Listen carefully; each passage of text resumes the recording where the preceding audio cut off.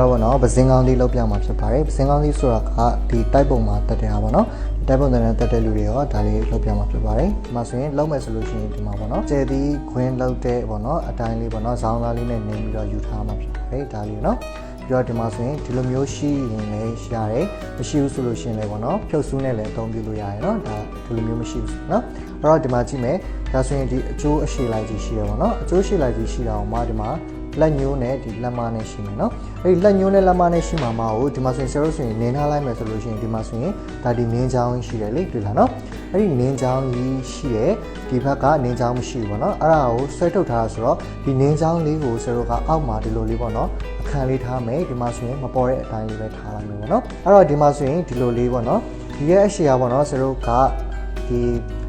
10လက်မယူလို့ရတယ်25 cm ပေါ့နော်10လက်မ25 cm ယူမှာဖြစ်ပါတယ်เนาะဒီမှာဟုတ်ပြီเนาะအဲ့တော့ပြီးလို့ရှိရင်ဒီမှာဆိုရင်ဒီမှာလက်ညှိုးလေးရှိတယ်ဒီလက်ညှိုးလေးကိုမှဆိုတော့ဒီလိုလေးပဲဒီမှာဒီလိုလေးပဲဒီမှာယူလိုက်မယ်ဒီလိုလေးဒီမှာเนาะလက်ညှိုးလေးနဲ့ဒီလိုလေးယူလိုက်မှာပေါ့ဒီလိုလေးပြီးတော့ဒီဖက်ကပေါ့เนาะဒီဖက်ဒီခွင်းဒီဥစ္စာလေးကိုကျွန်တော်ဒီမှာဒီလက်မလေးမှာဒီလိုလေးလာတင်လိုက်မယ်ဒီမှာဒီလိုလေးပေါ့ဟုတ်ပြီเนาะဒီလိုလေးရပြီဆိုရင်ဒီနားလေးမှာတွေ့လားလက်မမလာဆွတ်ထားတဲ့ဟာလေးကဒီမှာဒီလိုလေးရှိတယ်လေအဲ့ဒါလေးဒီလိုလေးလက်လေးနဲ့ဖိပြီးတော့ဒီရဲ့ခွင်းလေးပေါ်မှာဒီလိုလေးတင်လိုက်မယ်ပြီးတော့ဒါလေးကိုဆိုတော့ဒီလိုလေးပဲဒီလေးယူလိုက်မယ်ဒီမှာနော်ဒီလိုရှိရဆိုရင်ဒီကျိုးလေးပေါ့နော်ဒီမှာဆိုရင်ဒီလိုလေးကြည့်ဒီကျိုးလေးကိုဒီအောက်ကနေဖွာပြီးတော့ဒီမှာဒီလိုလေးဝင်လိုက်မယ်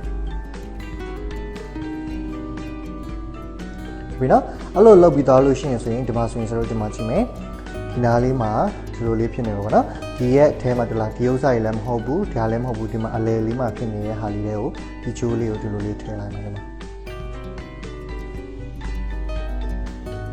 ဟုတ်ပြီနော်အဲ့ဒါပြီးရင်ဒီချိုးလေးထည့်လိုက်ပြီးရင်ဒီဘက်ကချိုးလေးကိုလည်းဒီဘက်ဒီအပေါက်ကလေးမှာဒီအောက်ကနေလိုလေးပဲရှိုးပြီးတော့ထည့်လိုက်မယ်နော်ဒီမှာ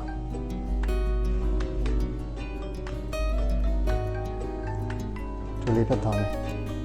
ဟုတ်ပြီနော်ထည့်ပြီးတော့ဒီဟာလေးဒီလိုလေးလန်လိုက်ဒါလေးကိုဆိုတော့အလယ်မတ်လေးပေါ့နော်အလယ်မတ်လေးဖြစ်ပြီဆိုတော့ဒါလေးကိုစမှာနော်ဒီမှာကြည့်လိုက်ဆိုတော့ကဒီလိုနှစ်ဖက်ကြီးပေါ့နော်ဒီလိုပြုံပြီးတော့ဒီလိုကြီးမဆွဲချအောင်ဟုတ်ပြီနော်ဒီလိုမျိုးတစ်ဖက်ချင်းစီပဲဆွဲမှာပေါ့နော်ဘယ်ဖက်ကဆွဲအရင်ဆွဲလို့ရတယ်ဒီဟာဒီအလယ်ဒါဗဟိုလို့မှတ်ထားလိုက်ပေါ့နော်စင်တာလို့မှတ်ထားလိုက်ပြီးလို့ရှိရင်ဒါလေးကိုဆိုတော့ဒီလိုလေးဆွဲလိုက်မယ်ဒီမှာတွေ့လားဆွဲပြီးတော့ဒါလေးကိုဒီလိုလေးယူလိုက်မယ်ဒီမှာဒါလေးဒီမှာသူ့ရဲ့အကျော်လေးတိုင်းပဲသွားမယ်ဒီလိုလေးဒီမှာဟုတ်ပြီနော်အပြင်ဒီဘက်မှာလည်းသူ့အကျော်လေးဒီမှာရအောင်မယ်ဒီလိုလေးသွားမယ်ဖြည်းဖြည်းချင်းပဲလုပ်နော်ရတယ်နော်ပြီးရင်ဒီမှာဒီလိုလေးရပြီဆိုရင်ဒီမှာဆွဲလို့ရပြီ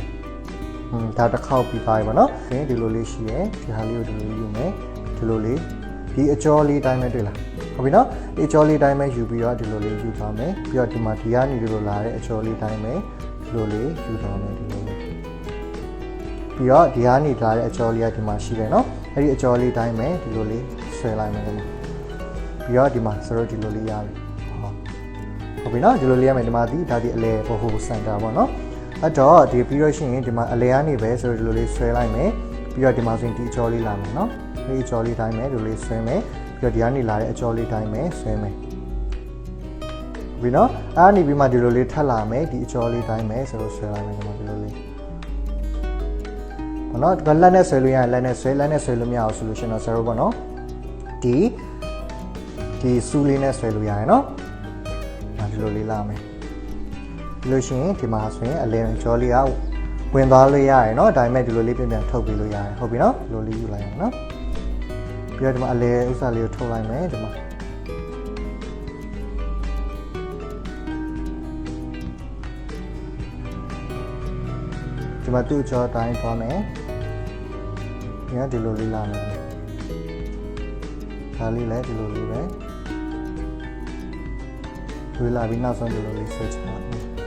ပြီးတော့ဆရာမလုံးဘူးဆိုလို့ရှိရင်ဒီလိုလေးပေါ့နော်လက်လေးနဲ့ဒီလိုလေးပုတ်ပုတ်ပြပြီးနော်ပြီးတော့ဒီမှာတွေ့အလဲကြောလေးရှိတယ်ဒီမှာဆိုရင်ဆရာထွက်နေသေးတယ်လေဟုတ်တယ်နော်ဒါလေးကိုဒီလိုလေးဆွဲမယ်ဒါလေးကိုလည်းဆိုတော့ဒီလိုလေးဆွဲလိုက်တယ်နော်ပြီးတော့ဒီမှာဒီလေးသွားဒါသူ့အကျော်လေးတွေတိုင်းမယ်သွားမယ်ဒီမှာ